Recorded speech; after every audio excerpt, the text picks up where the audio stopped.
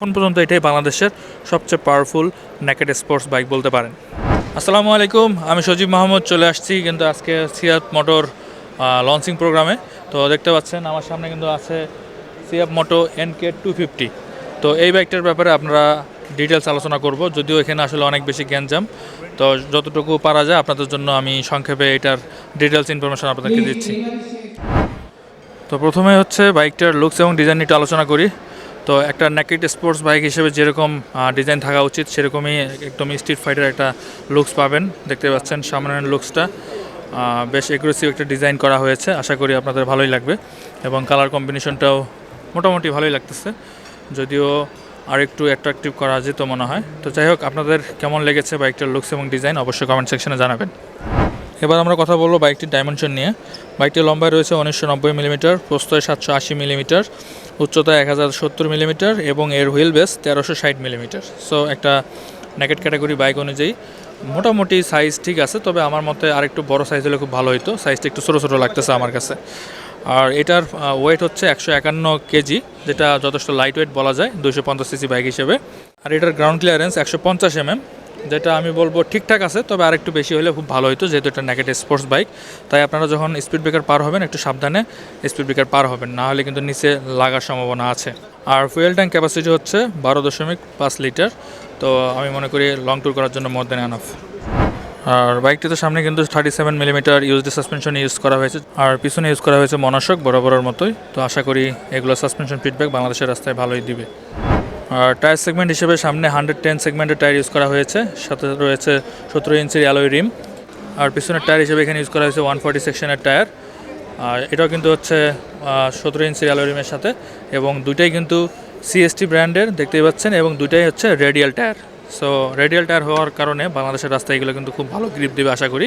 তো যখন আমরা এই বাইকগুলো চালাবো রাস্তায় কেমন গ্রিপ দেয় বা ব্রেক করলে কেমন পারফরমেন্স করে, সেটা আসলে তখন চালালেই বোঝা যাবে।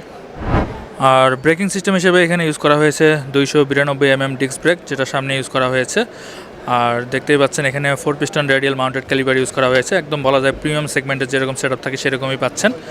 আর সামনে দেখতে পাচ্ছেন ABS এর রিংটা, আর পিছনে কিন্তু ABS এর রিং দেখা যাচ্ছে, অর্থাৎ এটাতে কিন্তু ডুয়েল চ্যানেল ABS ইউজ করা হয়েছে। আর পিছনের ডিস্কের সাইজ হচ্ছে 220 mm, আর এখানে রয়েছে সিঙ্গেল পিস্টন ক্যালিপার।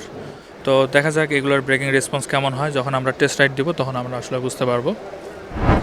এবার আমরা কথা বলবো এর ইঞ্জিন নিয়ে। তো বাইকটিতে ইঞ্জিন হিসেবে 249.2 সিসির ইঞ্জিন ইউজ করা হয়েছে, যেটা কিনা সিঙ্গেল সিলিন্ডার 4 ভালভ লিকুইড কুল DUSC ইঞ্জিন, এবং এটা হচ্ছে FI ইঞ্জিন, যেটা কিনা বোশ থেকে নেওয়া হয়েছে।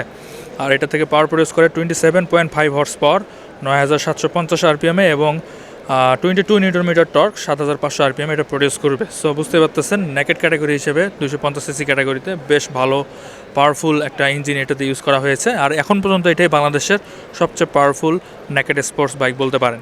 দেখতে পাচ্ছেন এখানে কিন্তু কিক দেওয়া হয় নাই, যেহেতু এটা FI ইঞ্জিনের বাইক, যার কারণে কিন্তু এখানে কিক দেওয়া হয় নাই, শুধুমাত্র সেলফ দিয়ে বাইকটিকে স্টার্ট করতে হবে। এখানে 6 স্পিড গিয়ারবক্স ইউজ করা হয়েছে, আর এখানে কিন্তু স্লিপার ক্লাস আছে, যার কারণে যখন আপনারা গিয়ার শিফট করবেন তখন স্মুথলি হবে, এবং সেই সাথে ইঞ্জিন ব্রেকের সময় কিন্তু খুব স্মুথলি এটা কাজ করবে। আর মাইলেজের কথা যদি বলি, এটা থেকে আপনারা অ্যারাউন্ড 30 কিলোমিটার পার লিটারের আশেপাশে মাইলেজ পাবেন।